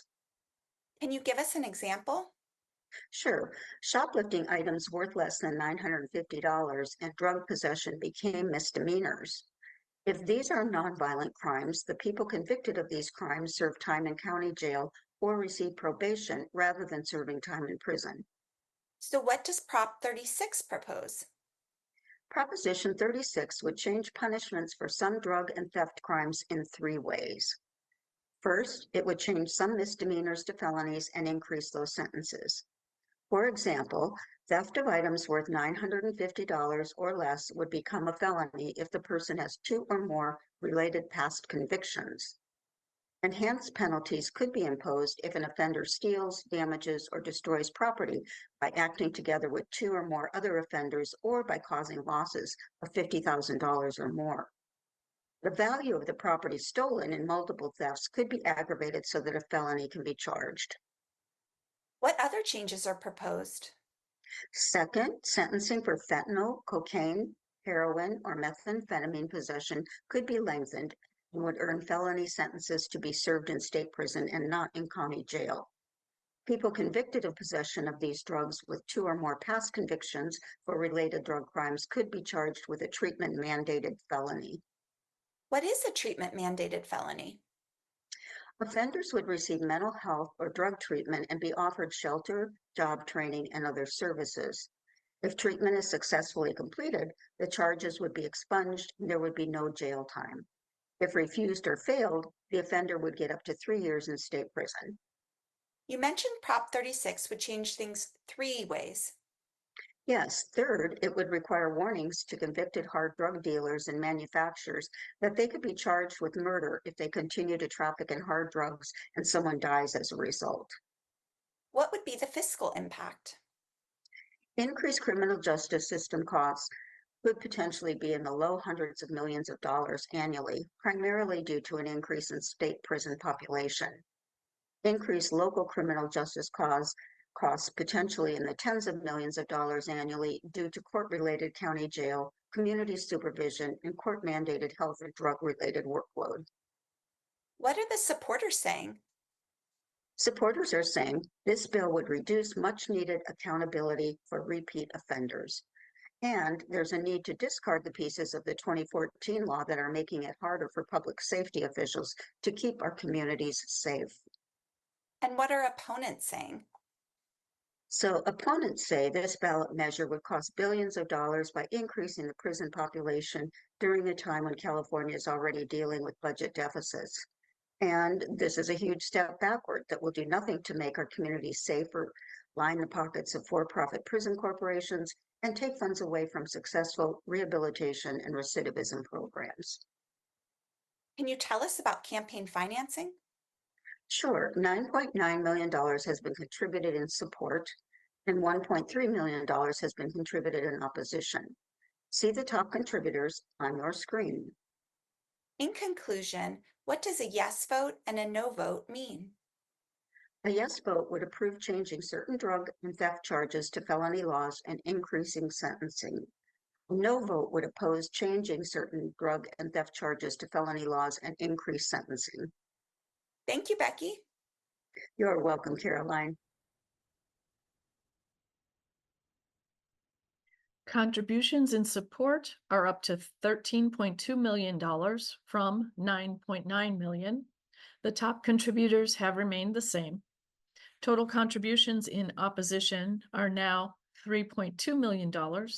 The California State Council for Working People branch of the Service Employees International Union, SEIU, joins the top contributors with a $250,000 donation. Yes, so questions about Prop 36. We have one viewer who would like to understand the difference between county jail and prison. Okay, so county jail is usually for shorter stays and less serious crimes. Prison is for longer stays and more serious crimes. So county jail is considered a lighter sentence than prison. All right, what would the previous charges that are part of the 3 previous offenses have similar theft or drug charges, or are they, sorry, I'm not reading this very clearly, or are there any previous charge? I don't, could we ask that viewer to clarify that, please? Because I don't really understand that question. Yes, could you restate that question in the Q&A if that was your question about previous charges? And we do have another couple questions. Why would those businesses have an interest in passing this? Yeah, so the majority of the businesses that are supporting this are Targets, Walmarts, Home Depots, people like that who've had experiencing large quantities of theft as a result of the level of crime being moved in 2014 from a felony down to a misdemeanor. So it's just upped the ante of things that people feel that they're able to do, break the law because their sentences and their convictions would be less. So that's why they want to stop that. Okay. Your slides did not cover what seems to me major, the fact that if more money is needed for prison and jail incarceration, it would be taken away from rehab programs that are working. That seems major to me. Could you comment on that? Yeah, we didn't find that as a fact. So if you know that as a fact, then I admire you for finding that out. We just found that the state would have to be paying more, the state would pay more for housing more inmates in the process. So if it's going to impact in rehabilitation programs, we didn't find that. Okay. All right, here's the restatement of that other question. Do the previous charges have to be drug or theft related? Yes, so it has to be a related crime. So if you are convicted of a crime of drug possession, in order for your sentence to be elevated, you have to be convicted of at least 2 for the same crime. And if it's shoplifting, it would be the same thing. So they are related crimes. It is confusing to have drug charges and shoplifting in one bill. Who proposed this proposition? That's a great question. I don't know who put this on the ballots. I've been actually asking my team to find out what organization sent out the petitioners to put this on the ballot. So I'm not sure, but I'll see what I can find out and get back to you on that. Do you know if increasing the penalty historically leads to reduced crime rates? Yeah, I don't know that either. I don't know if that has been effective. I know that that decreasing the penalty has reduced the number of incarcerated people. That I do know. Do we know what type of facility treatment mandated felonies? Is this a locked facility? So it would be a typical rehab organization. So they may have opportunities for unlocked. They may have opportunities unlocked. I think it would depend on the level of crime and addiction. And the question is, aren't a number of California prisons overcrowded? So the reason that the 2014 law was passed was because prisons were overcrowded at the time. So it did significantly reduce population in prisons. I don't know if that officially made it so that they were not overcrowded. I can look that up, but I do know that it successfully reduced the number of people in prison. Okay, so you know what? We've got many more questions. I appreciate that, but we've got a lot of ground to cover still. So now we're going to move on to Proposition 2, which before Dee Dee pushes that button, 2 through 6, which are the last ones we're going to be looking at tonight, they all are put on by the legislature. So the ones we've just watched, the statewide ones we've just watched, were put on by petition signature. These are the legislature. And again, all of the propositions that are from the state will need a simple majority or 50% plus 1 vote to pass. And just so you know, women got the right to vote by 1 vote. So 1 vote sometimes makes a big difference. So don't forget to vote. All right, let's look at Proposition 2.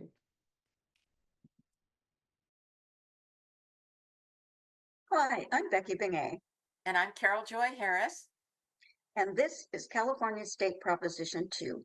You will see it on your ballot as authorizes bonds for public school and community college facilities. It is a legislative statute. Carol Joy, what is the question raised by Prop 2? The question is, should the state authorize $10 billion in general obligation bonds for repair, upgrade, and construction of facilities at K-12 public schools, including charter schools and community colleges? Now, what is the current situation? How many schools and colleges are there in California? Currently, there are about 10,000 K-12 public schools statewide, including about 1,300 charter schools and 115 local community colleges that offer associate degrees and other programs for adults. Is there information on the current state of California public schools? Yes, according to a 2020 publication from the Public Policy Institute of California, 38% of California students attend schools that don't meet minimum facility standards, and 15% of students attend schools with extreme deficiencies such as gas leaks, power failures, and structural damage. Who pays for facility costs related to these schools and colleges? The state and the school districts usually share the cost for renovation and new construction almost equally. The state uses voter-approved bonds for its share of these costs. Both school districts and community college districts are expected to pay the remaining project costs using local funds. And what does Proposition 2 propose? Well, Prop 2 authorizes $10 billion in state general obligation bonds for repair, upgrade, and construction of education facilities. And how would that be distributed? $8.5 billion of that would be allocated for renovations, repairs, and construction of K-12 schools, and $1.5 billion would be allocated for community college improvements. Of that money, Prop 2 allows up to $115 million to be used for reducing lead levels in water at public school sites. How would the funds be awarded? K-12 funds would be awarded after a competitive application process on a first-come, first-served basis. Extra funding can be allocated to build a new classroom or to renovate an existing classroom to be used for transitional kindergarten. This extra funding would also cover projects supporting low-income students, English learners, or foster youth. Does Prop 2 cover all these costs? No, districts would need to raise their own local bonds and apply to the state facilities program for a matching grant to receive funding. How are these funds awarded to community colleges? Colleges would submit a plan listing their statewide project priorities. The governor and the legislature would then select specific projects to fund. And is there oversight on community college funding? Oh, yes. The districts would be required to complete certain tasks to help ensure that the bond funds are spent as intended. What is the fiscal impact of Proposition 2?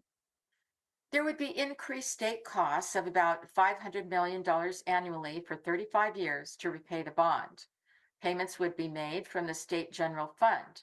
This would be less than 0.5% of the state's total general fund budget. So what do supporters say about Prop 2? Supporters say any school bond placed on the ballot is not going to cover the enormous needs of K-12 schools and community colleges, but this money would help address the most urgent needs. They say that the funds to make the basic structural repairs needed at every school are lacking. Students need safe spaces to learn in order to reach their full potential. Supporters also say that Prop 2 would increase access to quality, affordable higher education for all Californians, including returning veterans. It would allow more students to start their college education and transfer to a four-year university without crushing debt.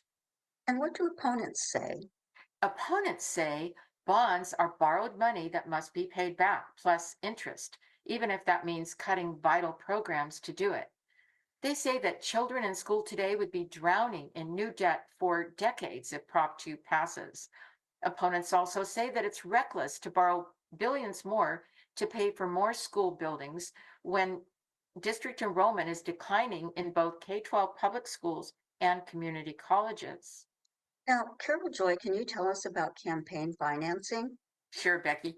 Through August 21st, a total of $1.8 million has been contributed in support of Prop 2.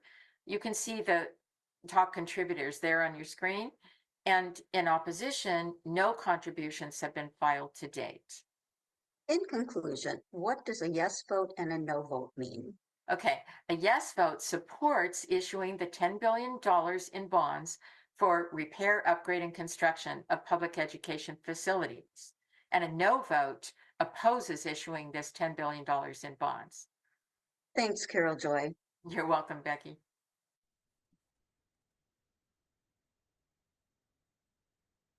As of October 1st, in support of Prop 2, an additional $3.9 million has been contributed for a total of $5.7 million. The top contributors are the California Building Industry Association at $1.7 million, the California Teachers Association at $1.5 million, and the Coalition for Adequate School Housing Issues Committee at $1 million. There still have been no contributions in opposition. Okay, so questions for Proposition 2. All right, with the current norm of hybrid learning, would this prop make sense when many students, especially colleges, are online? Yeah, so there is a portion of the students who are learning online, but there are also a large number of students who are going back to school facilities, and K through 12 has traditionally been mostly on in person. So the need for school buildings does not reduce based on online learning. Anything else? Okay. Is there any assurance that the funds would be spent on the 38% of damaged schools or the 5% of extremely unsafe schools? Yeah, so this is something that is not built in. They do have extra funding allocated for renovating classrooms, for transitional kindergarten also for low-income students, English learners, and foster youth. But the way that they earn the funds is still a process where they would have to have matching local grants. So this is not something that is addressed in this proposition. Is there a breakdown of what percent goes to K-12? Yeah, there is a breakdown of what percent goes to K-12. So it says 8.5 billion of the 10 billion goes to K-12 and 1.5 billion goes to community college improvements. So the vast majority. Mhm. This person assumes that this is a property tax fee. Is there an exemption for seniors? So Proposition 2, this is not, all right, let me just think for a second. Proposition 2 is not a local bond issue, so it is not a property tax repayment. It would come from the general fund. And even though property taxes are in the general fund, local bonds come from property taxes. State bonds come from the general fund. So that I think, does that answer the question? I don't She remember. asked also, or they asked also, is there an exemption for seniors? Oh, so no, there is no exemption for seniors built into this. This is a bond for public school and community college facilities. So it wouldn't affect seniors. So that also answers another question, which this is for public institutions, not private. Correct. It's public. There's a question about, do we have any assurance? Oh, excuse me, we did that one. Do we have any facts about declining enrollment, which was an argument of the opposition? Yes, so there is declining enrollment in K through 12 schools. It is not mammoth. It is not huge, but they are expecting that the enrollment is on its way back to pre-pandemic levels. But it is declining. There is decline. Colleges actually are not declining. Community college enrollment is actually increasing, and they expect to be back to pre-enrollment levels by 2025, I think it is. And could you explain the part about the financial impacts on students? The final impact on students. So the financial impact is really going to be primarily that the state is going to have to repay this bond. So the impact will be on the taxpayer. Well, actually, the impact will be on the general fund. The way bonds work is you sell them to investors, investors buy them, and they expect to be paid back with interest. The payback comes from the general fund. So students will be impacted only by the fact that they will have an opportunity to have their facilities improved via these bonds. Okay. That's it. So let's go on to Proposition 3.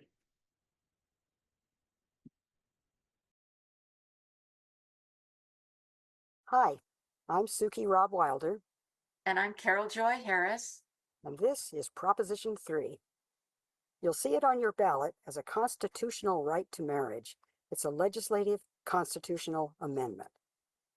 Carol Joy, what question does Prop 3 pose? Proposition 3 poses the question, shall California's Constitution be amended to recognize that marriage is a fundamental right regardless of sex or race, and remove language stating that marriage is only between a man and a woman? And what's the background to Proposition 3? Well, the U.S. Supreme Court ruled in 2015 that all state laws that ban or do not recognize marriages on the basis of race or sex are unconstitutional. This ruling is based on the Due Process and Equal Protection Clauses of the 14th Amendment to the United States Constitution. California already complies with this ruling, but the California Constitution still contains language that says marriage is between a man and a woman. So what does Prop 3 propose? Prop 3 proposes amending the California Constitution to recognize marriage as a fundamental right and to remove language that conflicts with federal rulings. And what are the fiscal effects of this change? Prop 3 would not change who is allowed to marry in California. So this means there would be no change in revenues or costs for state and local governments. So what do supporters say about Prop 3? Supporters say Proposition 3 protects every Californian's right to marry, regardless of gender or race. And they also say Prop 3 updates our state constitution to match what the federal courts have said about who can marry, reflecting current court decisions and our values as Californians. They also say Prop 3 is supported by a broad and bipartisan coalition of civic and faith leaders, as well as civil rights leaders. And opponents? What do they say? Opponents say Proposition 3 removes important protections for marriage while pretending to expand rights. They say a fundamental right to marry means it would remove protections against child marriages, incest, and polygamy. They also say same-sex marriage has been legal across the country since 2015, so Prop 3 is fixing a problem that doesn't exist. And what about campaign financing for Prop 3? Can you tell us about that? Sure. The $2.3 million has been contributed in support, and no dollars have been contributed in opposition. See the top contributors on the screen there. So, can you tell us what a yes vote and a no vote mean? Sure. A yes vote means the California Constitution would be amended to recognize marriage as a fundamental right, regardless of sex or race, and remove language stating that marriage is only between a man and a woman. And a no vote means the California Constitution would not be amended. Thank you, Carol Joy. My pleasure, Suki. As of October 1st, Prop 3 support now totals 2.9 million, up from 2.3 million.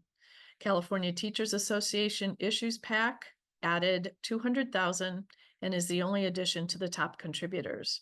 And there's still been no contributions in opposition. Okay, so this is an example of we fact-checked the opponents, and there are this said that this would remove protections against child marriage, incest, and polygamy. And incest and polygamy are completely illegal in every state in the country, and you would get arrested for that. Child marriage is legal in California. You have to have the consent of one adult, one parent, and any age child can marry with the consent of one parent. So that they said that it would remove protections against those, and it has nothing to do with that. Nothing changes in regard to who can marry in California by this. It just adds it to the Constitution. So any questions on Prop 3? All right, so let's go on to Prop 4. Hi, I'm Therese Scherer, and this is Jim Masters, and this is California Proposition 4. You'll see it on your ballot as authorizes bonds for safe drinking water, wildfire prevention, and protecting communities and natural lands from climate risks. It is a legislative statute. Jim, can you please tell us what the question Proposition 4 raises? Sure. Proposition 4 raises the question, quote, should California borrow $10 billion in bonds to fund environmental infrastructure projects aimed at conserving natural resources, as well as responding to the causes and effects of climate change? And what is the current situation around these issues? Currently, the state pays for many activities aimed at conserving natural resources, as well as responding to the causes and effects of climate change. Over the last 10 years, the state of California has paid out $13 billion annually on natural resources and climate-related disasters, with about 15% of this coming from bonds. There are a few $billion remaining from prior climate bonds that have not been committed to specific activities. What are some of the current areas of climate focus? Climate focus is on increasing available water, conserving fish and forests, improving state and local parks, wildfire protection, and mitigating sea level rise, among many others. And how are these activities funded now? Funds come from local, state, and federal sources. The state can pay for these activities upfront or by using bonds. Local governments also pay for water, infrastructure, and local parks. And the federal government contributes funds to things like improving local drinking water systems and building energy infrastructure. What does Prop 4 propose? Prop 4 allows the state to sell $10 billion in bonds to protect natural resources and for climate-related activities. Who would receive these funds? Money would be offered as loans and grants to local governments, Native American tribes, nonprofit organizations, and businesses. Money would also be made available for state agencies to spend on state-run activities. How would the funds be distributed? 38% of the funds would go for safe drinking water, groundwater storage, wastewater recycling, and flood control. 15% would go for forest health and wildfire prevention. 12% would go for dealing with sea level rise along coastal areas. 12% would go for land conservation and habitat restoration. 8.5% for energy infrastructure and renewable sources of energy. 7% to expand, renovate, and repair state parks. 4.5% for protecting communities from extreme heat, and 3% for farms and agriculture to improve soil health, reduce air pollution, and use less water. Does Prop 4 have any other requirements? Yes, it requires that 40% of the funds be used to directly benefit communities that have lower incomes or are more vulnerable to impacts of climate change. It also requires regular public reporting on how the bond money is spent. What would the fiscal impact be? It would increase state costs by about $400 million annually over 40 years to repay the bond. This is 0.5 to 1% of the general revenue fund per year. What do supporters say? Supporters say, given the threat the state faces from wildfires, water pollution, and extreme heat, the need for more spending on these issues is urgent. They say wildfire smoke caused more than 50,000 premature deaths in just one decade, and nearly 1 million Californians lack access to safe drinking water. And they say communities need to adapt to climate change and reduce our climate pollution right now. This is not a problem that can wait until it's convenient to fund in the budget. And what are opponents saying? Opponents say the cost of interest on this bond is too high. These projects should be funded from the regular budget without taking on debt. The funds voted on will be paid for by future generations who did not have the opportunity to vote for this measure. And they say the proposed uses should be separated out for funding initiatives and distribution. What does campaign financing look like? $170,000 has been raised in support. See the top contributors on your screen. And $0 have been contributed in opposition. So in summary, what does a yes vote and a no vote mean? A yes vote approves the state sale of up to $10 billion in bonds to fund various activities aimed at conserving natural resources and responding to the causes and effects of climate change. And a no vote means the state would not borrow $10 billion in bonds. Thanks, Jim. Thank you, Therese. As of September 17th, total contributions in support of Prop 4 are $690,000. Save the Redwoods contribution is now $450,000. The Sempervirens Fund, Forest Sustainer, has contributed $100,000. Conservation Fund has contributed $125,000. Therese, you did a great job in that video. Questions for Prop 4? Yes. Would any of this money go toward a new reservoir in Colusa County? So from what I can see, in order to get this money, the city or county would apply for a grant or a loan. And it looks like the largest percentage of money, 38% of this would go towards safe drinking water, groundwater storage. So groundwater storage, I think, would be a reservoir. And so that this county could apply for or a grant and certainly could deal with that. Any other questions? Yes. What is the current state of California's bond situation? Are there some bonds we're almost done repaying? So that's a very Big, good question. big question. Big question. So if you got your general election voter information guide on page 64, there is a really great explanation of bonds in general. It's a one-page, really succinct read. It talks about what are bonds, what are the costs of bond financing. Most bonds must be approved by voters, how that works. Then it says, what's the current state of bond debt for California? And what would happen if the two bonds that are on the bill, on the ballot right now pass, and how that would affect? So I think rather than take time to answer that, I'd just like to direct you to page 64 of your voter information guide.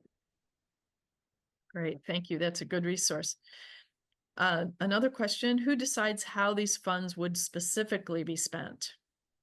So it's not identified really specifically, but in the state, someone is going to, whoever does bond evaluation is going to be evaluating the bonds. There is no specific department created for this. It is just part of the normal process of bond distribution. And they would be required to submit annual reviews of how the money's being spent and how they are doing, how the process is going. Can you shed light on how taxpayers are affected by repaying bonds versus pulling funds from the budget? Taxpayers are affected by the return of bonds because the general fund is impacted. And if you look at that page, it's usually between 3 and 4% of the general fund budget that is dealing with repaying bonds. So taxpayers are, I'm not exactly sure how that applies. So I'll have to look into that. I'm sorry, I don't know specifically. Is there anything in place for this instead of doing a bond? So the information that was detailed says that there really is, there's a few $1 billion left, but that have not been identified for specific purposes.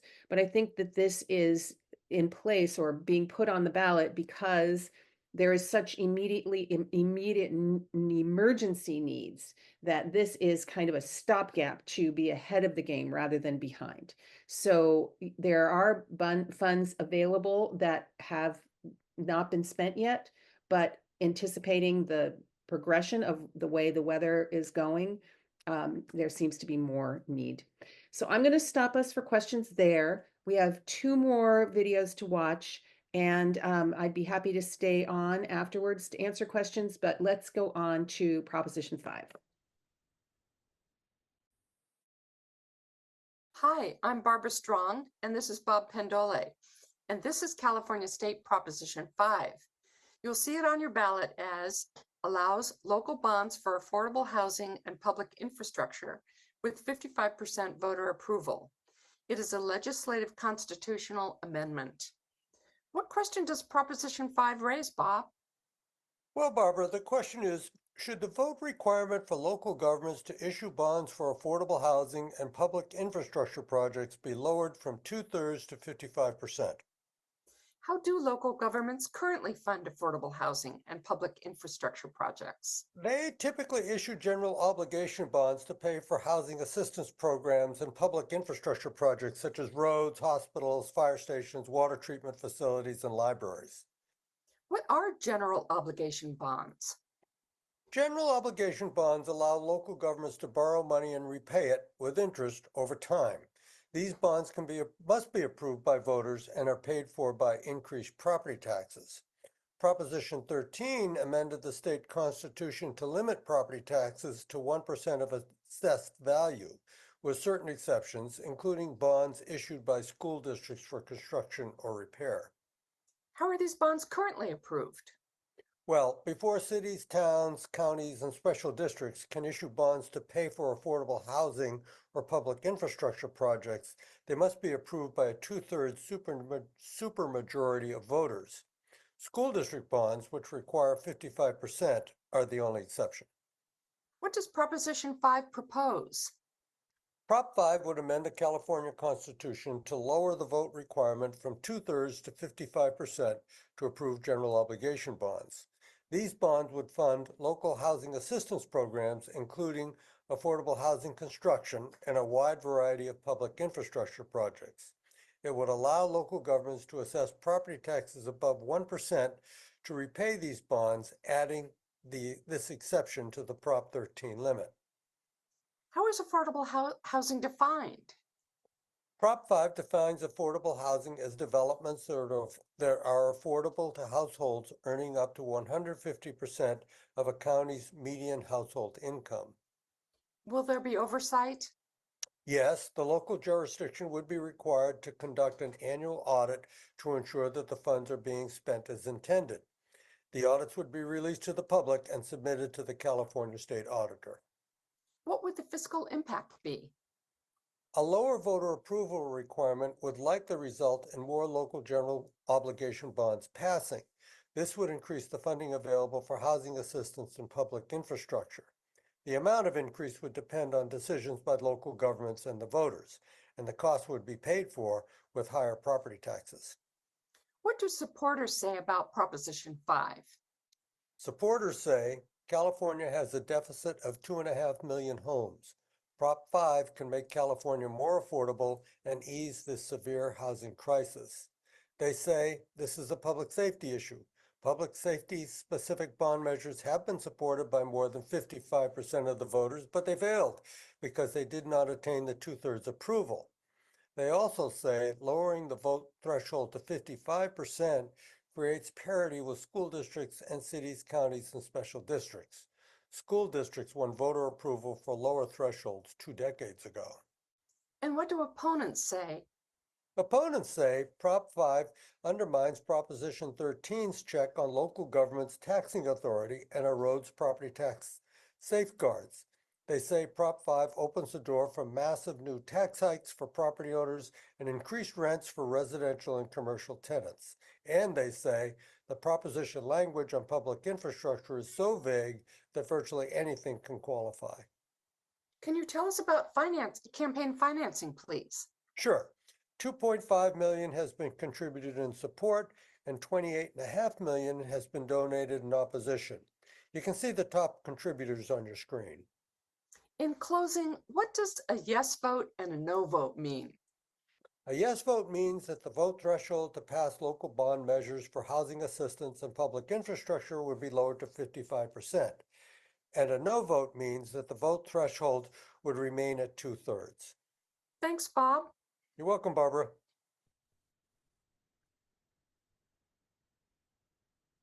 As of September 17th, there have been no additional contributions in support or opposition to Prop 5. Support is still 2 million and opposition is 28.4 million.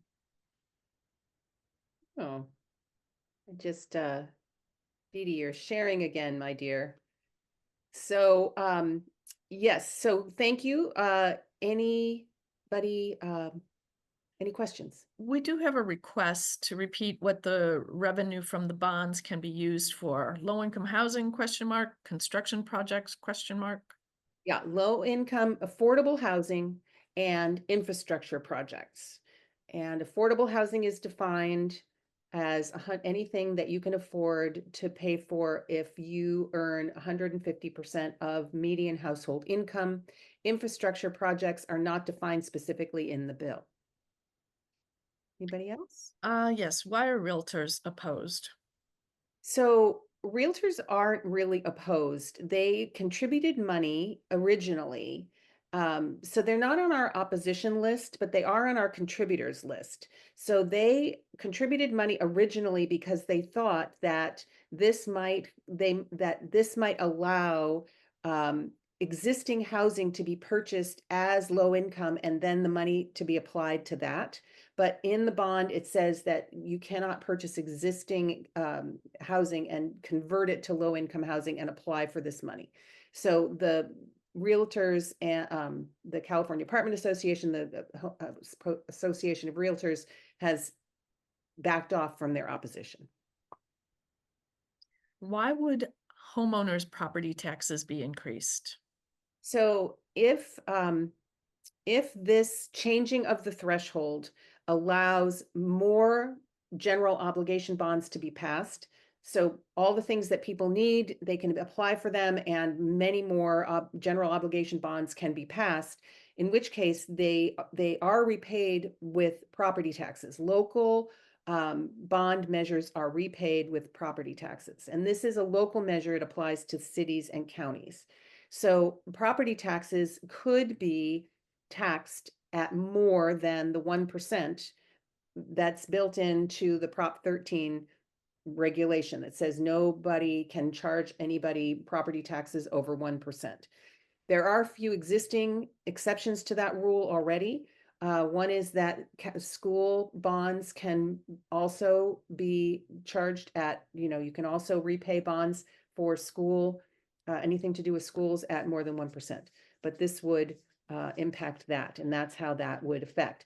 Now, a property tax bond payment per person is usually pretty low. Like, for instance, in Marin, I just had someone send me a note that said that it would be like a 0.01 increase based on the bonds that they have currently sitting on Marin. So it's not usually a very high percent, but it is something that is available and might be taxed at higher. All right, and someone is asking for the distinction between affordable housing and low-income housing. They don't differentiate that with, they don't differentiate that in this, they use that interchangeably. It is, the official title though in the bill is affordable housing. Okay, so you know what, we've got one more. We've got 4 minutes before we're not cut off, but 4 minutes. I want to make sure that we have an opportunity for questions with one more. 36. Sorry, 6. Here we go. Hi, I'm Lauren Breland Long. And I'm Caroline Silverstein. And this is California State Proposition 6. You'll see it on your ballot as eliminates constitutional provision allowing involuntary servitude for incarcerated persons. It is a legislative constitutional amendment. So, Caroline, can you tell us what question Proposition 6 poses?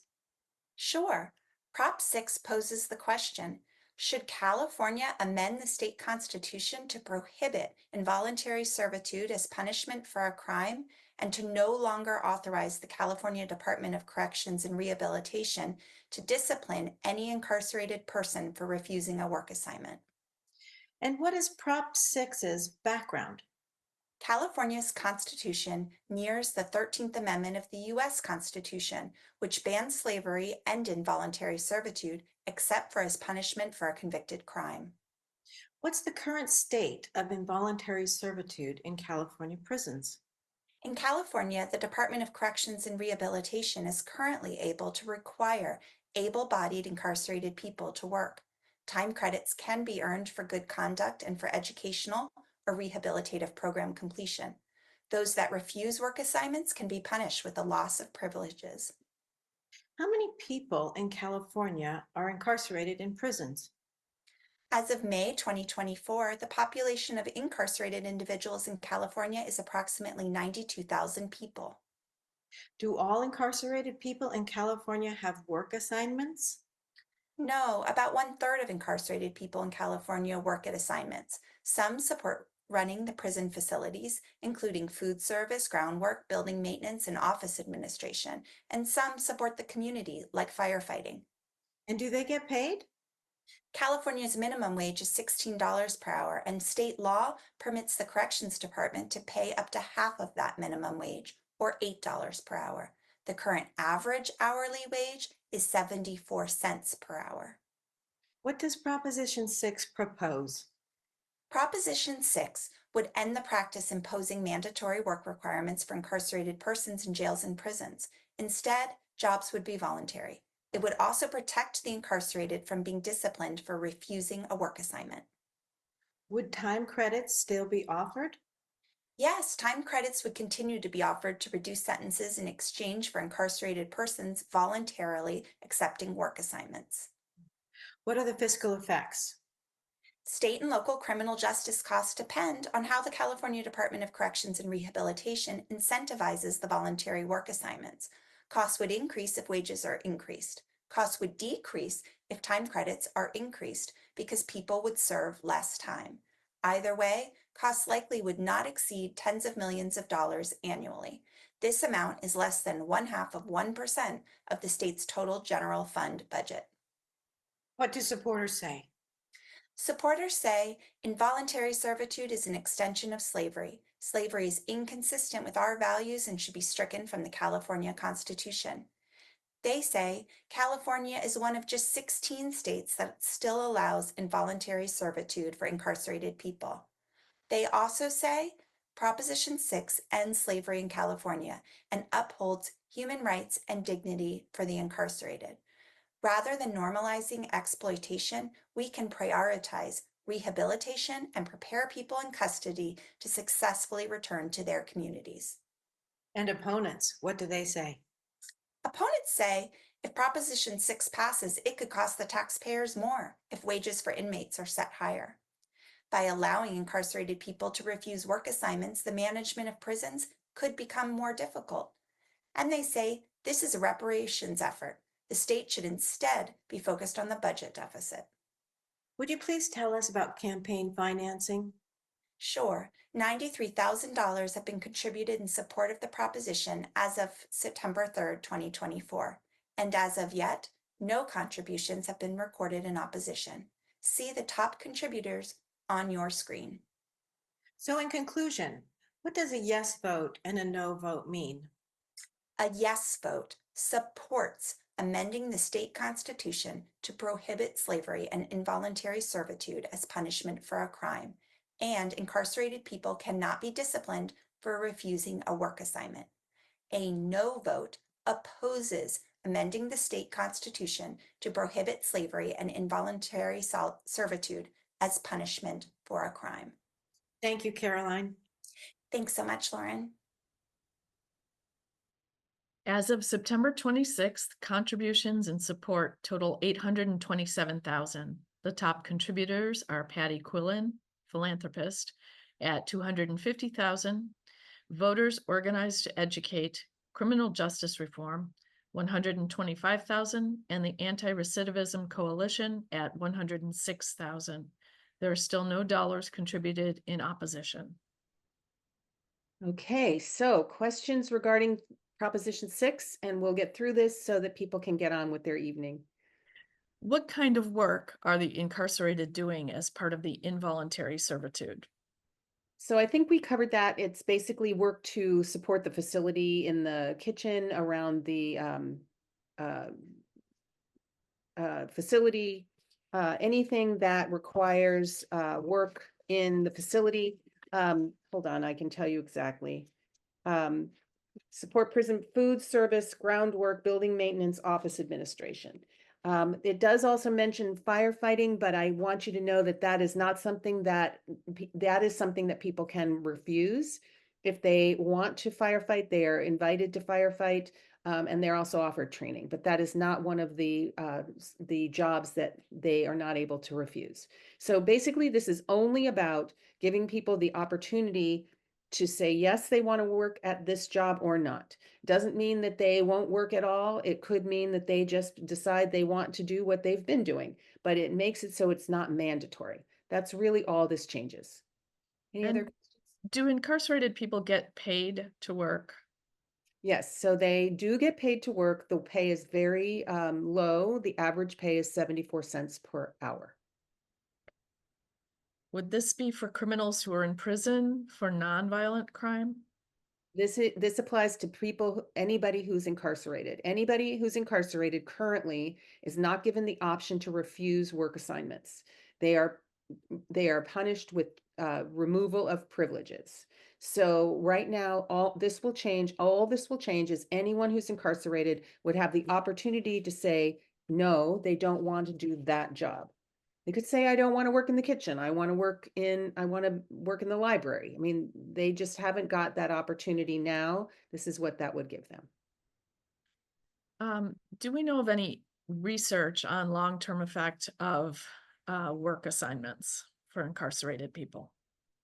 No, I don't have any research that I can tap into at the moment. Yeah. Yeah, so I just want to thank everybody for coming today. This has just been a pleasure to speak to you. Again, we are all from the League of Women Voters and we do our best to research these, but it's always good to go further, dig deeper. If you still have questions, please use any resource you can find.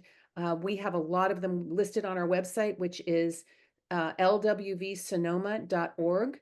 All of these videos are also on our website. We have the scripts as well. If you don't want to watch them again, if you want to just read the scripts, they're available. We also just amazingly have the scripts from the videos translated into Spanish. And we have just uploaded all the videos in Spanish as well. So please feel free to use our website, Marin, lwvsonoma.org.